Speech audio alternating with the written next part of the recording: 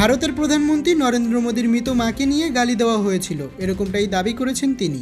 मेरी मां को गालियां दी गई।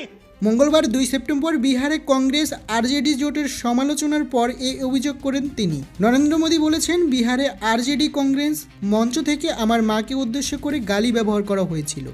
এসব অপবাদ কেবল আমার মাকেই নয়, ভারতের প্রতিটি মা ও বোনকে অপমান করেছে। আমি জানি এ কথা শোনার পর আপনারাও আমার মতোই কষ্ট পেয়েছেন। নিজের মায়ের মৃত্যুর কথা উল্লেখ করে মোদী বলেন, আমার মায়ের রাজনীতির সঙ্গে কোনো সম্পর্ক ছিল না। মোদীর ভাষ্য, কংগ্রেস আরজেডির মঞ্চে যে অপবাদ দেওয়া হয়েছিল তা শুধু আমার মায়ের জন্য নয়, কোটি কোটি মা বোনের জন্য অপমানের। তিনি আরও বলেন, মা অসুস্থ থাকতেন কিন্তু কাজ করে যেতেন, আমাদের জন্য কাপড় তৈরি করতেন, তিনি প্রতিটি পয়সা জমিয়ে রাখতেন। মোদীর ভাষ্য, কংগ্রেস আরজেডির মঞ্চে যে অপবাদ দেওয়া হয়েছিল তা শুধু আমার মায়ের জন্য নয়, কোটি কোটি মা বোনের জন্য অপমানের।